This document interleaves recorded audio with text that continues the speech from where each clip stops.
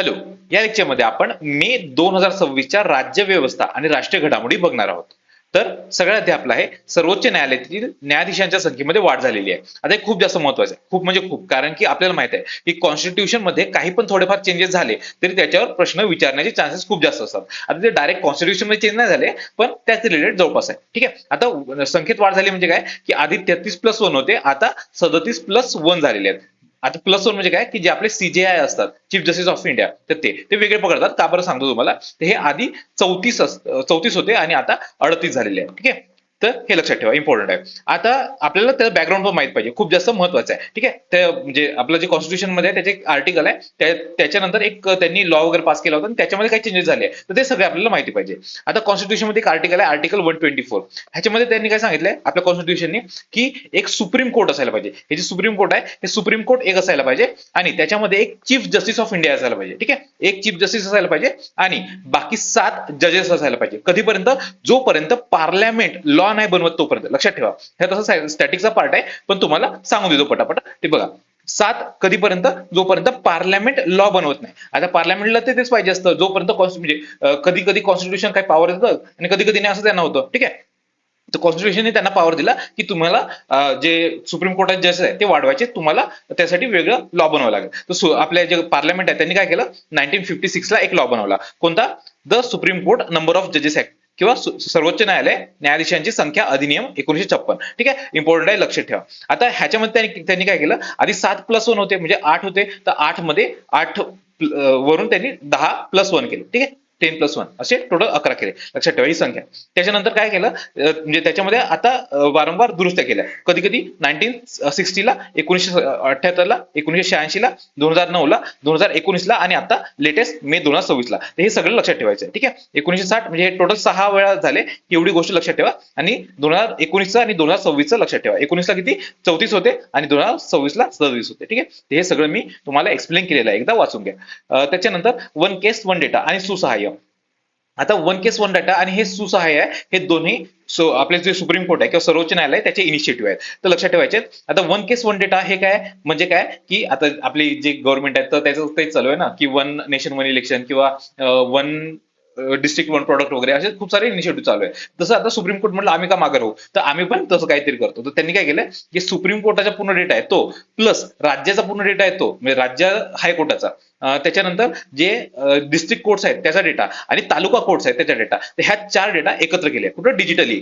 ते लोक अदालत वगैरे नाही, तेवढं लक्षात ठेवा. लोक अदालत किंवा बाकीचे ट्रिब्युनल्स आहेत ते त्याच्यात नाही आहेत. कोणते कोणते आहेत? सर्वोच्च न्यायालय, उच्च न्यायालय, जिल्हा न्यायालय आणि तालुका न्यायालय. तर ह्यांची माहिती एकत्र करण्यासाठी एक प्लॅटफॉर्म तयार केलेला आहे, वन केस वन डेटा. आणि दुसरं सुसहाय्य. सु म्हणजे काय? चांगलं. सहाय्य म्हणजे काय? हेल्प. ठीक आहे. तर हेल्प कोणाला पाहिजे असते? जिथे सुप्रीम कोर्ट मध्ये जातात, जे लिटिगंट्स असतात, जे तिथं पक्षकार वगैरे असतात, तर त्यांना म्हणजे हेल्प पाहिजे असते. तर ते हेल्प कोण देत आहे? एआय आधारित चॅटबॉट. तर ते सुसहाय्य नावाचं त्यांनी चॅटबॉट तयार केलेलं आहे. तर ते डेव्हलप कोणी केलेलं आहे? नॅशनल इन्फॉर्मॅटिक्स सेंटर, एनआयसी, आणि सर्वोच्च न्यायालयाचे एक निबंधक कार्यालय किंवा त्याला सुप्रीम कोर्ट रजिस्ट्री म्हणतात. त्यांनी मिळून हे सुसहाय्य ऍप बनवलं किंवा प्लॅटफॉर्म बनवलेलं आहे, चॅटबॉट बनवलेलं आहे. ऍप नाहीये, चॅटबॉट आहे, लक्षात ठेवा. चॅटबॉट म्हणजे तुम्ही चॅट करता, त्याला हेल्प मागता की असंच आहे तर मी काय काय करायला पाहिजे, तर ते म्हणजे चॅटबॉट आहे. ठीक आहे. त्याच्यानंतर राष्ट्रीय महामार्गावरील सुरक्षित प्रवासाचा अधिकार. आता हे याच्यावर प्रश्न बऱ्याचदा विचारत असतात. मागं कंबाईनला पण एक प्रश्न आला होता की म्हणजे लक्षात नाही, आय थिंक हाऊस होम विषयी काहीतरी होता वाटतं, तर तो कोणत्या आर्टिकल मध्ये आहे. तर तसंच हे आलं होतं नवीन, म्हणजे त्यांनी परत सुप्रीम कोर्टाने टाकलाय, कलम 21चा भाग आहे. ठीक आहे. राष्ट्रीय महामार्गावरील सुरक्षित प्रवासाचा अधिकार हा कलम 21चा भाग आहे. आता घोषित काय केलंय न्यायालयाने की रस्ते अपघातापासून प्रवाशाची सुरक्षितता सोबतच महामार्गावरील सुरक्षित प्रवासाचा अधिकार हा राज्यघटनेतील 21 कलम अंतर्गत जीवनाच्या मूलभूत अधिकाराचा भाग आहे. म्हणजे काय? Life, right to life and लिबर्टीचा. ठीक आहे. त्याच्यानंतर न्यायमूर्ती लिसा गिल. आता ह्या आहेत ह्या आंध्र प्रदेश उच्च न्यायालयाच्या पहिल्या महिला मुख्य न्यायाधीश आहे. आता महाराष्ट्रातील एक्झामसाठी खूप जास्त महत्वाचं नाही, पण जे इतर एक्झाम्स वगैरे असतात त्याच्यामध्ये विचारू शकतात. तर न्यायमूर्ती लिसा गिल लक्षात ठेवा, आंध्र प्रदेश उच्च न्यायालयाच्या पहिल्या मुख्य न्यायाधीश झालेल्या आहे. त्यानंतर सिक्कीम. आता हे एक इम्पॉर्टंट आहे, महाराष्ट्रातील असे भारतातील पहिले पेपरलेस न्यायव्यवस्था असलेले राज्य बनलेले आहे. आता पेपरलेस म्हणजे काय, की जे कागदपत्र होत नाही, जनरली सगळं तिथले जे टॅब्स वगैरे आहेत किंवा डिजिटल जे काही आहे, हिअरिंग वगैरे पण व्हर्च्युअल वगैरे होणार, तर हे सगळं तिथे सिक्कीम मध्ये केलेलं आहे. व्हर्च्युअल हिअरिंग म्हणजे काय, की जज असतो, जसं झूम मिटिंग वगैरे असते किंवा तुम्ही काय म्हणतात व्हिडिओ कॉल वगैरे करता, तर त्या प्रमाणात त्यासारखी व्हर्च्युअल हिअरिंग्स असतात. ठीक आहे. त्यानंतर ई फायलिंग वगैरे असतं, डिजिटल प्रकरण नोंदी वगैरे असतं, हे सगळं ह्याच्यामध्ये येणार आहे. ठीक आहे. हे एवढंच लक्षात ठेवा, पहिले पेपरलेस न्यायव्यवस्था असलेले राज्य कोणतं, सिक्कीम आहे. त्यानंतर न्यायिक पायाभूत सुविधा सल्लागार समिती किंवा ज्युडिशियल इन्फ्रास्ट्रक्चर ऍडवायझरी कमिटी, म्हणजे इन्फ्रास्ट्रक्चर म्हणजे काय, डिजिटल इन्फ्रास्ट्रक्चर येईल किंवा बाकीचे इतर पण सगळं इन्फ्रास्ट्रक्चर येणार आहे ज्युडिशियल इन्फ्रास्ट्रक्चर मध्ये. तर त्याच्या मध्ये पायाभूत सुविधामध्ये काय नवीन चेंजेस व्हायला पाहिजे, त्यासाठी सुप्रीम कोर्टाने एक समिती स्थापन केली अरविंद कुमार यांच्या खाली. ठीक आहे. इम्पॉर्टंट आहे, लक्षात ठेवा, अरविंद कुमार कोणती, ज्युडिशियल इन्फ्रास्ट्रक्चर ऍडवायझरी कमिटी आहे. त्याच्यानंतर वंदे मातरम. आता खूप जास्त महत्वाचं आहे वंदे मातरम, कारण की ह्याला झाले पूर्ण 150 वर्ष, म्हणजे 2025 ला झाले होते आणि मागच्या वर्षी ह्याच्यावर प्रश्न नव्हता. तर ह्या वर्षी प्रश्न विचारायचे खूप जास्त चान्सेस आहेत, कारण की आपल्याला माहिती आहे की एमपीएससी जी आहे ते मागच्या 2-2 वर्षापासूनचे प्रश्न विचारत आहे, ते आपल्याला चांगल्या रीतीने करून जायचं आहे. आणखी गोष्ट म्हणजे काय, की हे जे पूर्ण डेटा आहे हा मी पीआयबी मधून उचललेला आहे, पीआयबी मधून. आता म्हणजे जे पण आपण परीक्षा घेणार आहे ते मोस्टली पीआयबी मधून म्हणजे प्रश्न विचारत आहेत सध्या, तर ह्याच्या बाहेर प्रश्न जायचे चान्सेस कमीच आहेत. पण स्टॅटिक मध्ये पण म्हणजे तुम्हाला याच्यावरती जे काही दिसेल ते पण चांगलं करून ठेवा. ठीक आहे. वंदे मातरम विषय. आता जे आता कॅबिनेट होती आपली, कॅबिनेटने काय केलं, की जे prevention of insults to national honour act आहे त्याच्यामध्ये वंदे मातरमला पण टाकायचा निर्णय घेतलेला आहे. अजून टाकलेला नाही, टाकणार कोण आहे, पार्लमेंट टाकेल, पण अजून टाकलेलं नाही, फक्त कॅबिनेटने निर्णय घेतलेला आहे. ही गोष्ट आपल्याला माहिती पाहिजे आणि हे स्टॅटिक आपल्याला चांगलं करायचं आहे. आता वंदे मातरम हे आपल्याला माहिती आहे कोणी लिहिलं आहे, बंकिमचंद्र चट्टोपाध्याय किंवा चॅटर्जी. आता चट्टोपाध्याय आणि चॅटर्जी एकच आहे, म्हणजे सेम सरनेम आहे, फक्त इंग्रजी चॅटर्जी म्हणायचे, बाकी लोक चट्टोपाध्याय म्हणायचे. ठीक आहे. लक्षात ठेवा, बंकिमचंद्र चॅटर्जी. आता त्यांनी आपल्याला म्हणजे मोस्ट ऑफ द लोकांना काय वाटतं की 1882 ला जे आनंद मठ लिहिलंय तर त्याच्यामध्ये त्यांनी पहिल्यांदा पब्लिश केलंय, पण तसं नाही. त्याच्या अगोदर त्यांनी एक बंगदर्शन नावाचं मासिक होतं, 1975 ला प्रकाशित झालं होतं, तर त्याच्यामध्ये त्यांनी पहिल्यांदा वंदे मातरम हे प्रकाशित केलं होतं. लक्षात ठेवायचं आहे, 1975 ला बंगदर्शन मध्ये. त्याच्यानंतर 1982 ला आनंद मठ, बंकिमचंद्र चट्टोपाध्याय यांचंच बुक आहे आनंद मठ, इथं त्यांनी ते वंदे मातरम प्रकाशित केलेलं आहे. ठीक आहे. ह्या दोन्ही फॅक्ट लक्षात ठेवा.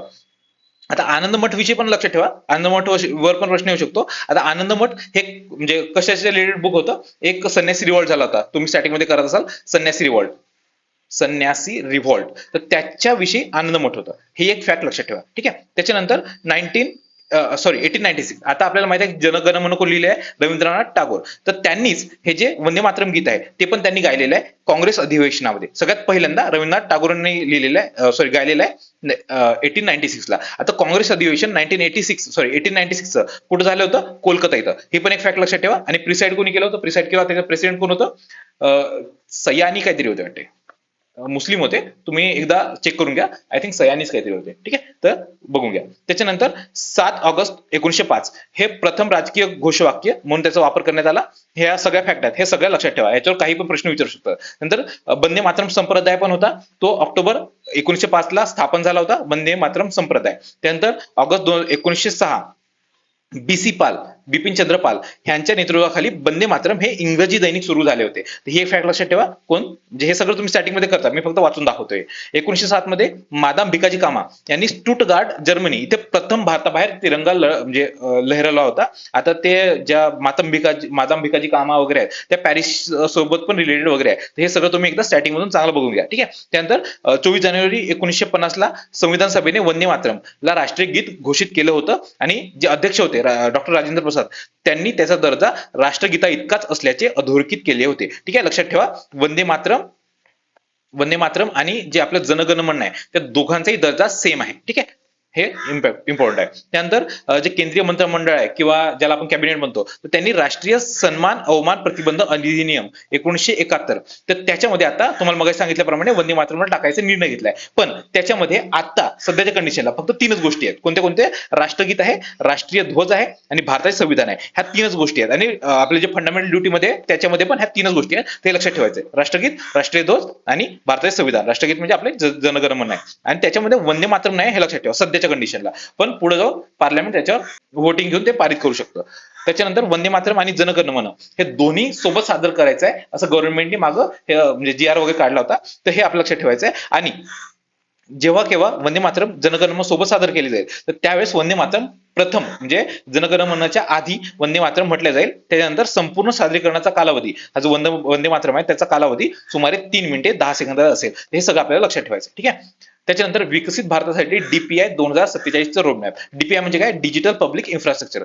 आता ह्याचा एक रोडमॅप तयार केलेला आहे कोणी? नीती आयोगाने, ठीक आहे, लक्षात ठेवायचं आहे. जनरली एवढंच विचारतील, हा रोडमॅप कोणी तयार केलेला आहे? नीती आयोगाचा आहे. त्यानंतर याचे उद्दिष्ट काय? भारताचं डिजिटल परिवर्तन 2047 पर्यंत, म्हणजे सगळं जे वायफाय आहे किंवा जे आपलं कम्प्युटर्स आहे तर सगळं त्याच्यामध्ये हे आलं, UPI वगैरे पण त्याच्यामध्ये आलं, ठीक आहे. हे याचा रोडमॅप नीती आयोगाने तयार केलेला आहे. आता हा 2 टप्प्याचा मार्ग आहे, ठीक आहे, लक्षात ठेवा.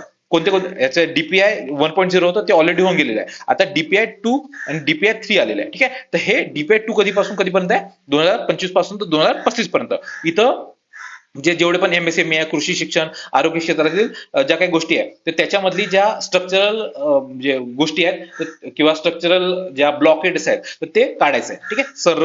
संरचनात्मक अडथळे दूर करायचे DPI 2.0 मध्ये, ठीक आहे. त्याच्यानंतर DPI 3 मध्ये काय करायचंय की जे सगळे अडथळे वगैरे आहेत ते सगळे दूर केले. त्याच्यानंतर सगळ्यांचं इन्क्लुजन करायचंय, ठीक आहे. तर ते कधीपर्यंत आहे? 2035 पासून तर 2047 पर्यंत. आता हे विचारण्याचे चान्सेस कमी आहे, पण हे विचारू शकतात. DPI 2.0 कधी ते कधी आहे? 2025 ते 35 आणि 35 ते 47 हे DPI 3.0, ठीक आहे, लक्षात ठेवा. त्यानंतर लडाखमध्ये 5 नवीन जिल्हे आहेत. कोणते कोणते? न्यूब्रा, जे आता आधी 2 होते, आधी 2, सॉरी काय झालं पेनाला यार, 1 मिनिट. हा, आधी 2 होते, आणि आता 5 ऍड झाले, म्हणजे असे टोटल 7 झाले, ठीक आहे. आता 5 ऍड झाले, 2 होते ते कोणते होते? एक लेह होता आणि त्याच्यानंतर एक कारगिल होता. यार पेनाचं थोडस ऍडजस्ट करून घ्या. एक लेह होता आणि एक कारगिल होता. आता त्याच्यामध्ये 5 जिल्हे ऍड झाले: न्यूब्रा, शाम, चांगथांग, झास्कर आणि द्रास. आता त्यातले हे जे पहिले 3 आहेत, न्यूब्रा, शाम, चांगथांग, हे लेह मधून वेगळे करण्यात आले आणि झास्कर आणि द्रास हे कोणतं गेला? कारगिल जिल्हा आहे, तर त्याच्यामधून ते विभाजित करण्यात आले. लक्षात ठेवा, न्यूब्रा, शाम, चांगथांग. आता हे लक्षात कसं ठेवायचंय? न्यूब्रा, शाम, चांगथांग हे चांगला नशा, लक्षात ठेवा, चांगला नशा. चांगला नशा कुठं भेटतोय? कुठे मिळतो चांगला नशा? तो मिळतोय लेहमध्ये.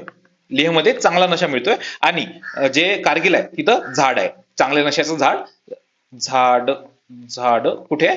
कारगिलमध्ये. तर ही गोष्ट लक्षात ठेवा. हे म्हणजे जस्ट ट्रिक आहे, लक्षात ठेवायसाठी विचारू शकतात म्हणून सांगितलंय, ठीक आहे. कारण की लडाख खूप जास्त न्यूज मध्ये असते आणि आपल्याला माहिती पाहिजे 5 नवीन जिल्हे आहेत आणि 5 एका वेळेस नवीन जिल्हे काढणं म्हणजे तेही 2 जिल्ह्यातून म्हणजे खूप मोठी गोष्ट आहे. तर त्याच्यामुळे हे लक्षात ठेवायचे आपले. न्यूब्रा, शाम, चांगथा म्हणजे चांगला नशा हा लेहमध्ये आहे आणि झाड कुठे आहे? झाड आहे आपल्या कारगिलमध्ये, ठीक आहे. झास्कर आणि द्रास हे कारगिल जिल्ह्यातून विभाजित करण्यात आले. त्यानंतर पद्मादोरी. आता दोरी म्हणजे काय? आपला जो धागा वगैरे असते. तर पद्मादोरी हे एक इरी नावाचं एक काय म्हणतात त्याला, हँडीक्राफ्ट किंवा जे दोरी आहे तिकडली आपल्या नॉर्थ ईस्ट मध्ये, तर ती. आणि हे बघा कुठे? ईशान्य भारतातील इरी आणि जे मध्य प्रदेशातील चंदेरी आहे त्यांना एकत्र केली आहे. कोण? पद्मादोरीमध्ये, ठीक आहे. तर हे एक वस्त्र निर्मिती करण्याचा एक उपक्रम आहे. आता वस्त्र निर्मिती किंवा टेक्सटाईल आहे, जनरली आपल्याला वाटेल की ते टेक्सटाईल मिनिस्ट्री असेल, पण नाही आहे. हे सुरू करण्याची संस्था कोणती आहे? North eastern handicraft and handlooms development corporation limited. तर ही संस्था आहे, तर ह्या संस्थेने सुरू केलेली आहे. हे एक गोष्ट लक्षात ठेवा. आणि ह्याचा कालावधी 1 ते 3 मे 2026 ला झाला होता. नवी दिल्ली इथे ह्याचं प्रदर्शन करण्यात आलं होतं. आणि सुरू करण्याची संस्था सांगितली तुम्हाला. आणि 2 पारंपरिक हस्तकलेचा संगम करण्यात आलाय. कोणतं? एक इरी हस्तकला आहे, जिला अहिंसा रेशीम पण म्हणतात, आणि मध्य प्रदेशातील चंदेरी विणकाम, तर ह्यांना एकत्र करण्यात आलंय. सोबतच यासारखंच आणखी गोष्ट आहे की कोटा डोरिया आहे, ह्याच्यापेक्षा वेगळं आहे, ठीक आहे. कोटा आपल्याला माहिती आहे राजस्थानमध्ये, तर त्याच्यापासून तिथं एक कोटा डोरिया नावाचं वस्त्र आहे, तर ते आणि इरी यांचा पण संगम करण्यात येत आहे. तर हे 2 लक्षात पाहिजे. कोटा डोरिया राजस्थानचा आहे, त्यानंतर चंदेरी हे मध्य प्रदेशचा आहे, आणि इरी हे आहे नॉर्थ ईस्टचं, ठीक आहे. ही गोष्ट लक्षात ठेवा, इम्पॉर्टंट आहे.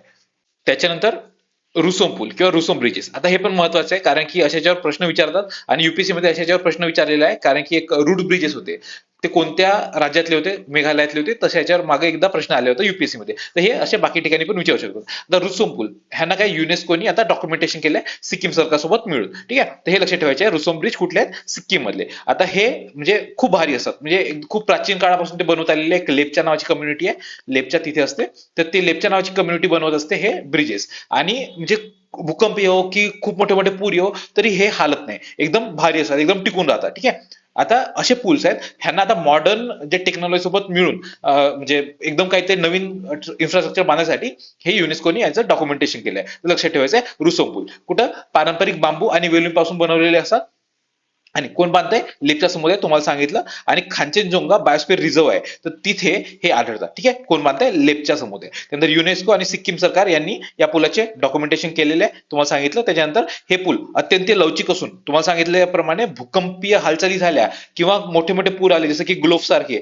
ग्लोफ म्हणजे काय? असं की जे हिमनदीय जे सरोवर फुटल्यावर जे पूर येतात त्याला ग्लोफ म्हणतात. ठीक आहे, तर ते टिकून राहिलेले आहे. ठीक आहे, 2023 ला आला होता पूर, तरी ते पुलं टिकून राहिले होते. तर हे इम्पॉर्टंट आहे. त्याच्यानंतर म्हणजे मोस्टली दोनच प्रश्न विचारू शकतात, एक म्हणजे कोणती कम्युनिटी आहे किंवा कुठे आहे तेवढं. ठीक आहे, त्याच्यानंतर जननी प्लॅटफॉर्म. आता ही जननी प्लॅटफॉर्म आहे म्हणजे काय?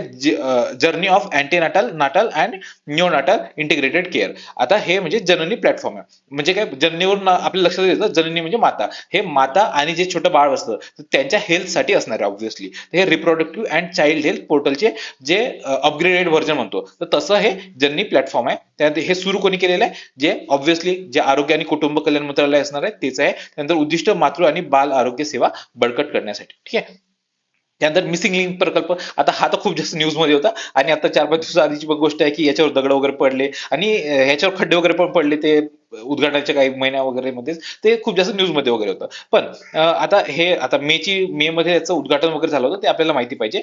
हा जगातील सर्वात रुंद बोगदा आहे. ठीक आहे, लक्षात ठेवायचं आपल्याला. गिनीज वर्ल्ड रेकॉर्ड केलेला आहे. म्हणजे कसं आहे की हे आपल्याला ब्रिज दिसते पण ऍक्च्युअली बोगदा आहे. असे हे 2 पहाड आहेत आणि त्या पहाडाच्या आतून हे फोडून हे असे बोगदे आहेत. ठीक आहे, आणि ह्यांना दोघांना जोडण्यासाठी हा पूल आहे. दिसते का? हा पूल ह्या दोघांना जोडण्यासाठी आहे. तर ह्या पूर्ण प्रकल्पाला मिसिंग लिंक प्रकल्प म्हणतात. आणि ह्याच्या मधला जो बोगदा आहे तर हा 22.33 मीटर एवढा रुंदीचा आहे. जगातला सगळ्यात रुंद बोगदा. ठीक आहे, लक्षात ठेवायचं आहे. त्यानंतर रुंदी ही पण एक लक्षात ठेवून द्या, 22.33 मीटर आहे. मार्ग कोणता? मुंबई पुणे द्रुतगती मार्ग. किंवा त्यानंतर महाराष्ट्रातील सर्वात उंच केबल स्टेट रस्ता पूल पण आहे. तर हे एक गोष्ट लक्षात ठेवा. ठीक आहे, ह्या 2 गोष्टी, सर्वात रुंद पूल आहे आणि भारतातील सर्वात उंच केबल स्टेट रस्ता पूल. म्हणजे हा जो पिलर आहे तर त्याची उंची मोजलेली आहे, ही भारतातील सर्वात उंच आहे. ठीक आहे, पण जर रस्ता म्हणजे फक्त सर्वात उंच जर पूल बघायचं गेलं तर हा इथं एक आहे, चिचम ब्रिज नावाचा ब्रिज आहे.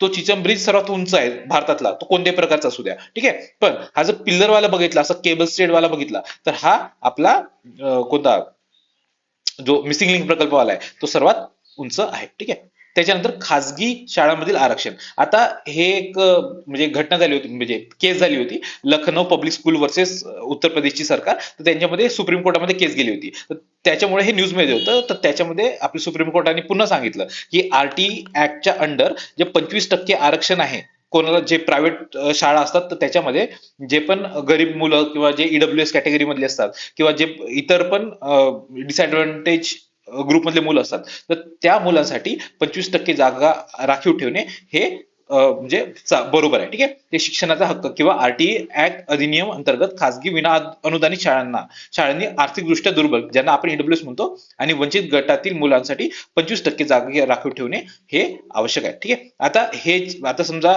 25% मुलांना खासगी शाळेत जागा जरी दिली तर मग त्या जागेचे पैसे कोण देणार? ते कोण देते? राज्य सरकार देतं. ही गोष्ट लक्षात ठेवा. ठीक आहे, त्याच्यानंतर न्यायमूर्ती एस रवींद्र भट समिती. आता हे जे खुले सुधारगृह असतात किंवा जे ज्याला आपण ओपन प्रिझन म्हणतो, म्हणजे तिथं प्रॉपर असं जेलमध्ये असं टाकत नाही की जे सळाकी असतात तर त्याच्यामध्ये त्याच्या आतमध्ये टाकत नाही कोणाला. ते असं प्रॉपर मोठं एक म्हणजे मैदान सारखं असतं आणि त्याच्यामध्ये त्यांना म्हणजे शेती वगैरे करायला किंवा बाकीचे पण कामं करायला सांगत असतात. ठीक आहे, त्याला खुले सुधारगृह म्हणतात. तर त्याच्यामध्ये सुधारणा करण्यासाठीची ही समिती आहे, रवींद्र भट समिती. आता त्याच्यामध्ये त्यांनी विस्तार केलेला आहे, दिव्यांग जे व्यक्ती असतात तर त्यांचा पण सर्व समावेश वगैरे करण्यासाठीची ही समिती आहे. ठीक आहे, न्यायमूर्ती एस रवींद्र भट समिती. त्यानंतर पाण्याखाली सर्वात मोठा ध्वज फडकवण्याचा विक्रम आपल्या भारताने केला आहे. भारतामध्ये जे आपलं अंदमान निकोबार आहे तर त्यातलं जे प्रशासन आहे किंवा ऍडमिनिस्ट्रेशन आहे त्यांनी केलेलं, लक्षात ठेवा. आणि ठिकाण कोणतं आहे? राधानगर बीच, हॅवलॉक बेट. जे हॅवलॉक बोट आहे त्याला आता आपण स्वराज द्वीप म्हणतो. ठीक आहे, नंतर भारतातील पहिली व्यावसायिक सी प्लेन सेवा. आता ही लक्षद्वीप मध्ये चालू करण्यात आली. सी प्लेन म्हणजे काय? की जे पाण्यामध्ये पण जे एरोप्लेन्स असतात जे पाण्यामध्येच उतरतात तर त्याला आपण सी प्लेन म्हणतो. ठीक आहे, तर सी प्लेन सेवा कोण ऑपरेटर आहे? स्कायहॉप एव्हिएशन.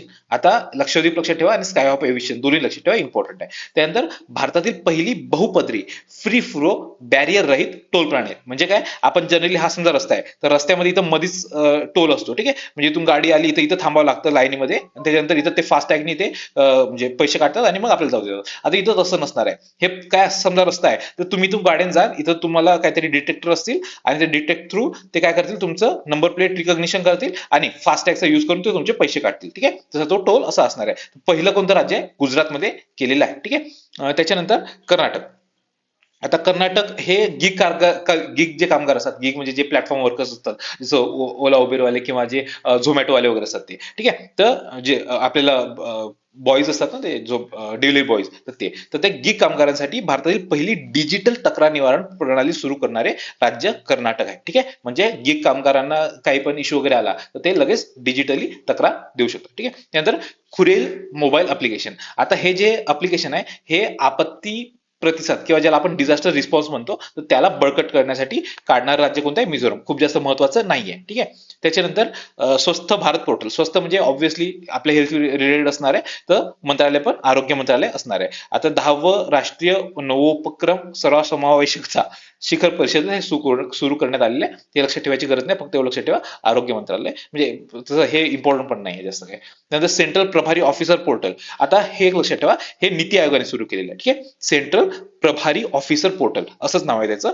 त्यानंतर याचं उद्दिष्ट काय, की जे प्रशासन आहे, ऑब्व्हियसली जे प्रभारी ऑफिसर आहे म्हणजे काय, प्रशासनासंबंधी असणार आहे. तर जे रिअल टाइम म्हणजे जे त्यावेळेस प्रत्येक वेळेस ते अपडेट देत राहणार, तसं ते प्रशासन बळकट करणे आणि भागधारकांमधील समन्वय सुधारणे. ठीक आहे. त्यानंतर ए आय आधारित हेल्पबॉट आहे अभय नावाचं. अभय म्हणजे आश्रय वगैरे दे ना, तर हे कोणी केलेलं आहे? सीबीआयने सुरू केलेलं आहे. कशासाठी? जे डिजिटल फसवणूक होती किंवा डिजिटल अरेस्ट वगैरे पण आपण बऱ्याच ऐकत आलेलो आहे, तर त्याच्याला आळा घालण्यासाठी जे सीबीआय आहे त्यांनी सुरू केलेलं आहे, केंद्रीय अन्वेषण विभाग किंवा सेंट्रल ब्युरो ऑफ इन्व्हेस्टिगेशन त्यांनी. ठीक आहे, अभय. त्याच्यानंतर जीवन मोबाईल ऍप्लिकेशन अँड शतायू डॅशबोर्ड. आता हे जे आहे हे कोणी केलेलं आहे? जीवन आणि शतायून काय लक्षात आलेलं? जे ज्येष्ठ नागरिक आहेत त्यांच्यासाठी असणार आहे, आणि जीवन पण हे म्हणजे मोस्टली ज्येष्ठ नागरिकांसाठी असतं. ठीक आहे, तर हे ज्येष्ठ नागरिकांसाठी आहे. मंत्रालय ऑब्व्हियसली सामाजिक न्याय आणि अधिकारिकता किंवा मिनिस्ट्री ऑफ सोशल जस्टिस आहे. ठीक आहे. त्याच्यानंतर क्यू फोर्स. आता फोर्स म्हटलं की भारतीय सेना. ठीक आहे, लक्षात ठेवा क्यू फोर्स अप्लिकेशन हे भारतीय सेनेने चालू केले. कशासाठी? की जे पूर्ण लॉजिस्टिक्स वगैरे आहे किंवा ज्याला आपण म्हणजे काय म्हणतात, खाणं पिणं वगैरे सगळं नेणं किंवा बाकीचे पण ज्या गोष्टी आहेत, तर त्या त्यांना बळकटी देण्यासाठी. ठीक आहे, डिजिटल अप्लिकेशन आहे, पुरवठा साखळी आणि वाहतूक व्यवस्थापन सुधारण्यासाठी. ठीक आहे, क्यू फोर्स अप्लिकेशन. त्याच्यानंतर पीएम अजय पोर्टल आणि अजय ऍप. आता हे आहे काय, अनुसूचित जाती यांच्यासाठी. एवढंच लक्षात ठेवायचं. कशासाठी? अनुसूचित जाती किंवा ज्याला आपण शेड्यूल कास्ट म्हणतो, एससी यांच्यासाठी आहे. ठीक आहे, आता हे एससी साठी ऑब्व्हियसली कोण सुरू करणार आहे? मिनिस्ट्री ऑफ सोशल जस्टिस, सामाजिक न्याय आणि अधिकारिकता मंत्रालय आहे, तर त्यांनी सुरू केलेलं आहे अजय पोर्टल. ठीक आहे, अजय ऍप. तर हे प्रधानमंत्री अनुसूचित जाती अभ्युदय योजना, तर त्याच्या अंमलबजावणीच्या आणि देखरेखीचे डिजिटायझेशन करण्यासाठी आहे. तर लक्षात काय ठेवायचं, तुमचा कोणी एखादी मित्र असेल अजय, तर तो शेड्यूल कास्टचा आहे असं लक्षात ठेवा. ठीक आहे, अजय शेड्यूल कास्टचा आहे, अजय एससी आहे. ठीक आहे, एवढं लक्षात ठेवून द्या, म्हणजे तुम्हाला हे स्कीम लक्षात राहील. ठीक आहे. त्यानंतर अवकाश तंत्रज्ञानासाठी किंवा स्पेस टेक्नॉलॉजी आहे, तर त्यासाठी भारतातील पहिले राज्य प्रेरित म्हणजे स्टेट लेड, म्हणजे स्टेटने स्वतः लीड केलेलं एक सेंटर ऑफ एक्सेलन्स आहे, तर ते कर्नाटक आहे. ठीक आहे, कर्नाटकाने सुरू केलेलं आहे. आता हे आकाशातील जेवढे पण नवकल्पना किंवा जे इनोव्हेशन वगैरे आहे, तर त्यांचं व्यावसायिक त्याच्यामध्ये रूपांतर करण्यासाठी आहे. ठीक आहे, लक्षात ठेवा कर्नाटकने सुरू केलेलं आहे. त्याच्यानंतर भारतातील पहिले आणि एकमेव पर्ल किंवा मोतीचे शेती क्लस्टर. आता पर्ल म्हणजे हे असं असतं, म्हणजे हे बघा तुम्ही बघितलं असेल, मोती हे जे छोटे मोती असतात खूप महाग असतात. हे कसे असतात? हे असं जे शंख शिंपले असतात, तर त्याच्यामध्ये एक प्राणी असतो, तर तो हे असं बनवत असतो. ठीक आहे, तर हे आता ही शेती कशी करायची असते, की असे पर्ल आणायचे, तर त्याच्यामध्ये थोडासा खड्डा पाडून त्याच्यामध्ये काहीतरी कण टाकतात. ठीक आहे, मग ते जे त्याच्या आतला जो जीव असतो, तर तो त्याला 12 ते 24 महिन्यामध्ये तर त्याचा असा मोतीमध्ये रूपांतर करत असतो, तर ते शेती आहे. ठीक आहे, पर्लची शेती. तशी भारतातील पहिली आणि एकमेव शेती आहे कुठं? हजारीबाग, झारखंड मध्ये. लक्षात ठेवा, इम्पॉर्टंट आहे. ठीक आहे.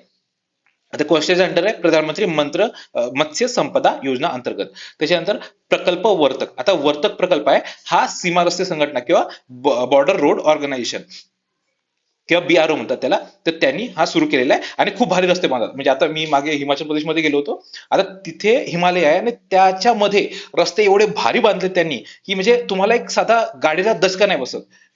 बिलकुल नाही, एकदम स्मूथली गाडी चालत असते. म्हणजे आम्ही एकदम नवशिके ड्रायव्हर्स होतो, पण एवढ्या म्हणजे भारी तिथं आम्ही स्वतः गाडी चालवलेली आहे. तर एवढे भारी त्यांनी तिथं काम केलेलं आहे. तर त्याच्यापैकी एक त्यांचा एक प्रोजेक्ट आहे, प्रोजेक्ट वर्धक किंवा प्रकल्प वर्धक. 1960 मध्ये त्यांनी सुरू केला होता आणि हा ब्रोचा पहिला प्रकल्प चालू होता. ठीक आहे, तर हे लक्षात ठेवा. त्याच्या 66वा वर्धापन दिन होता म्हणून न्यूज मध्ये होता. तर म्हणजे लक्षात ठेवून द्या, प्रकल्प वर्धक हा BROचा आहे. ठीक आहे.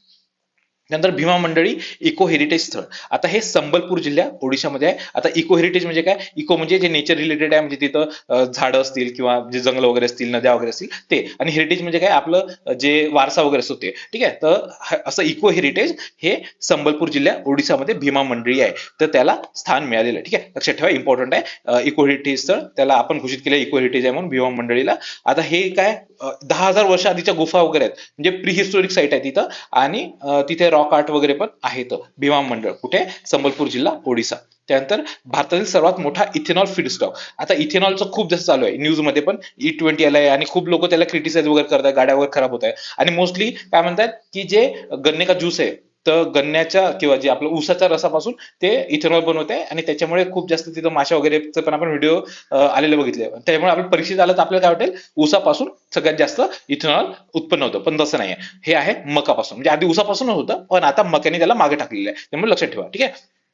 ऑल इंडिया डिस्टिलर्स असोसिएशन त्यांनी अहवाल काढला होता, तर त्यांच्यानुसार मका सगळ्यात जास्त इथेनॉल प्रोड्यूस करत आहे. ठीक आहे. जे उरले सुरले धान्य वगैरे असतं, जे खराब झालेलं धान्य वगैरे असतं, त्याच्यापासून पण आपण बनवत असतो. पण आता सध्या मका सगळ्यात जास्त म्हणजे मक्यापासून सगळ्यात जास्त इथेनॉल प्रोड्यूस होतं, तेवढं लक्षात ठेवा. त्यानंतर भारतातील पहिले मेगा ग्रीनफील्ड जहाज बांधणी केंद्र हे तुतीकोरीन थुतुकडी मध्ये आहे. आता जहाज बांधणी ग्रीनफील्ड म्हणजे काय? तिथं आधी नव्हतं, आता नवीन आलेलं. ठीक आहे, तर त्याला म्हणतात ग्रीनफील्ड. आणि ब्राऊनफील्ड म्हणजे काय असतं, की जिथं ऑलरेडी होतं त्याला काहीतरी मोठं केलं, त्याला म्हणतात ब्राऊनफील्ड. आता ग्रीनफील्ड आहे म्हणजे प्रॉपर नवीन बनवलेलं आहे. कोणी? भारत आणि दक्षिण कोरिया ह्या दोघांनी मिळून. ठीक आहे, तर त्यांच्यामध्ये एक भारत आणि दक्षिण कोरियामध्ये एक व्होयाज फ्रेमवर्क आहे, तर त्याच्या अंतर्गत हा विकसित केलेला आहे तुतीकोरीन इथं. ठीक आहे, तामिळनाडू इथं. त्यानंतर एक जिल्हा एक नदी अभियान किंवा one district one river campaign आहे. तर हे सुरू करणारे राज्य कोणतं आहे? उत्तर प्रदेश. तर उत्तर प्रदेशमध्ये 75 छोट्या छोट्या काही नद्या आहेत, तर त्यांच्या पुनरुज्जीवन जर खराब वगैरे झालेल्या आहे किंवा एकदम नष्ट वगैरे होत आलेल्या आहे, तर त्यांना पुनरुज्जीवन करण्यासाठी सुरू केलेलं आहे उत्तर प्रदेशने. खूप जास्त इम्पॉर्टंट आहे, लक्षात ठेवलं तरी चालतं. ठीक आहे. त्यानंतर ऑपरेशन रेज पिल हे NCBI नार्कोटिक्स कंट्रोल ब्युरो, तर त्यांच्याद्वारे आंतरराष्ट्रीय कॅप्टागॉन, जे अम्ल कॅप्टागॉन नावाचे केमिकल असतं, ज्याच्यावर ते नशे वगैरे करतात लोक, तर त्यांची तस्करी म्हणजे थांबवण्यासाठी हे ऑपरेशन रेज पिल NCBने काढलं होतं. ठीक आहे. त्यानंतर वेलीमलाई पंप्ड स्टोरेज जलविद्युत प्रकल्प. आता हा कन्याकुमारी तामिळनाडूमध्ये, तेवढं लक्षात ठेवा. त्यानंतर केरळ. हा आता हे एक गोष्ट, हे इम्पॉर्टंट आहे. केरळमध्ये जे मंत्रिमंडळ आहे, तर त्याच्या मंत्रिमंडळ स्तरावर कृत्रिम बुद्धिमत्ता, ज्याला आपण आर्टिफिशियल इंटेलिजन्स म्हणतो, तर त्यासाठी स्वतंत्र खातं निर्माण करणारे भारतातील पहिलं राज्य ठरलंय केरळ. ठीक आहे. त्यानंतर केरळच जे ज्येष्ठ नागरिक आहेत त्यांच्या कल्याणासाठी स्वतंत्र विभाग सुरू करणारे पण भारतातील पहिले राज्य ठरलंय केरळ. आता हे म्हणजे आपल्याला एवढं माहित आहे की जे साऊथ इंडिया आहे, तर त्याच्यामध्ये आपलं जे ओल्डर पॉप्युलेशन आहे ते खूप जास्त वाढत चालली, कारण की तिथलं जे रिप्लेसमेंट रेशो आहे आपला, की जे नवीन नवीन पोरं पैदा कमी करतात ते, म्हणजे एक फॅमिली असते त्यांना एकच पोरगा वगैरे असतो, त्याच्यामुळे तिथं जे ओल्डर पॉप्युलेशन आहे ते खूप जास्त वाढत आहे. तर ते एक आपण लॉजिकने लक्षात ठेवू शकतो. ओल्डर पॉप्युलेशन तिथं वाढत असल्यामुळे केरळ हे पहिलं राज्य बनलंय की ज्यांनी जे ज्येष्ठ नागरिक आहे, जे म्हातारे लोक आहेत, तर त्यांच्या कल्याणासाठी स्वतंत्र विभाग सुरू केलेला आहे. त्यानंतर मुगा रेशीम. हा आता हे पण एक लक्षात ठेवा. आता मुगा रेशीम काय आहे, जे आता मोदीजी आहेत, मोदीजी आणि जे मेलोनी आहेत इटलीच्या राष्ट्राध्यक्षा, तर त्यांच्यामध्ये आता ते मेलोडी वगैरे ते खूप बघितलं असेल तुम्ही सोशल मीडियावर, तर त्यावेळेसच त्यांनी मोदीजींनी एक त्यांना शॉल दिली होती मुगा रेशीमची. ठीक आहे. तर मुगा रेशीम आपल्याला माहिती पाहिजे, किंवा त्याला सुवर्ण रेशीम म्हणतो, तर ते ब्रह्मपुत्रा खोऱ्यामध्ये, जे आसाममध्ये तिथं उत्पादन केलं जातं मुगा रेशीम. हे विचारू शकतो, इम्पॉर्टंट आहे. त्यानंतर भारतातील पहिला पाण्याखालील संग्रहालय प्रकल्प हा महाराष्ट्रामध्ये सुरू केलेला आहे. आणि इथे म्हणजे मोस्टली काय त्याला सिंधुदुर्गमध्ये टुरिझम वाढवण्यासाठी हे केलेलं आहे. आणि तिथं असं पाण्याच्या खाली असणार आहे, आणि तिथं जहाज किंवा जे आपल्या पाणबुड्या वगैरे आहे, तर ते पण तिथं दाखवतील. ठीक आहे. तर पाण्याखाली संग्रहालय प्रकल्प आहे महाराष्ट्रात, निवती रॉक फॉर्मेशन सिंधुदुर्ग इथे आहे. ठीक आहे. त्यानंतर भारतातील पहिला भूऔष्णिक ऊर्जा प्रकल्प हा लडाख पुगा व्हॅली, मागं पण बघितलेले आपण, मागे लेक्चर्स घेतले त्याच्यामध्ये. त्याच्यानंतर प्रोजेक्ट झिरो, आता हे केरळने सुरू केलेलं आहे. भ्रष्टाचार विरोधी मोहीम आहे, खूप जास्त इम्पॉर्टंट नाही आहे. हा, हे लक्षात ठेवा. न्यायमूर्ती प्रकाश नावलेकर समिती. आता आपल्याला माहिती आहे की भारत आहे, भारतामध्ये जे काय त्याला बांगलादेश आहे किंवा पाकिस्तान किंवा कुठून पण इलिगल मायग्रेशन वगैरे होत आहे, तर ते थांबवण्यासाठी किंवा त्याचा आपल्या भारताच्या डेमोग्राफीवर काय बदल होत आहे, तर त्याच्यासाठी ही समिती नेमली आहे. बेकायदेशीर स्थलांतर आणि इतर अप्राकृतिक कारणामुळे भारतातील लोकसंख्यात्मक बदलांचा अभ्यास करणार. लोकसंख्यात्मक म्हणजे डेमोग्राफिक. ठीक आहे. तर त्यासाठी न्यायमूर्ती प्रकाश नावलेकर समिती आहे. ठीक आहे. त्यानंतर मेकेदातू प्रकल्प आता कर्नाटकमध्ये आहे. कर्नाटकमध्ये पिण्याचे पाणी आणि वीज पुरवठ्यासाठी प्रस्तावित आहे आणि कावेरी नदी आणि तिची उपनदी अर्कावती ह्यांच्या कॉन्फ्लुएन्समध्ये किंवा संगमावर आहे. आणि जे तामिळनाडू वगैरे आहे तर त्यांनी ह्याला खूप जास्त विरोध केला होता आणि कोर्टामध्ये वगैरे गेले होते, त्याच्यामुळे खूप जास्त न्यूजमध्ये होतं मेकेदातू प्रकल्प. एवढं लक्षात ठेवा, कर्नाटकमध्ये आहे, इम्पॉर्टंट आहे. ठीक आहे. त्यानंतर निर्भय रहो उपक्रम. आता हा निर्भय रहो हा पंचायत राज मंत्रालयाने काढलाय. म्हणजे काय की तिथल्या ज्या महिला आहेत पंचायत मधल्या, जे निवडून आल्या किंवा इतर पण महिला आहेत ज्या पंचायत मध्ये काम करतात, तर त्यांच्यासाठी हे पंचायत राज मंत्रालय सॉरी पंचायत राज मंत्रालयाने निर्भय रहो उपक्रम काढलेला आहे. ठीक आहे. त्यानंतर भारतातील पहिले स्वदेशी हायड्रोजन इंधन सेल आधारित रेल्वे आहे. हे जिंद सोनीपत मार्गावर कार्यरत आहे. खूप जास्त इम्पॉर्टंट आहे. भारतातील पहिली स्कायकास्ट प्रणाली. आता स्कायकास्ट हे इंदिरा गांधी आंतरराष्ट्रीय विमानावर आहे. म्हणजे स्कायकास्ट म्हणजे काय की जे पण आपलं वेदर आहे आकाशातलं किंवा जे एरोप्लेन किंवा एअरपोर्ट वगैरे त्याच्या आजूबाजूचं जे वेदर आहे तर त्याची फोरकास्टिंग साठीचं हे भारताचं पहिलं आहे इंदिरा गांधी आंतरराष्ट्रीय विमानतळावर. ठीक आहे. त्याच्यानंतर सिक्कीम. हे एक लक्षात ठेवा, उल्हास कार्यक्रमांतर्गत भारतातील 5वे पूर्ण साक्षर राज्य. ह्याच्या आधी आपण बघितलेलं आहे की कोणते कोणते राज्य आहे. पहिलं होतं एक मिझोरम. मिझोरम पहिलं बघितलंय. त्यानंतर उल्हास स्कीम पण आपण बघितली आहे.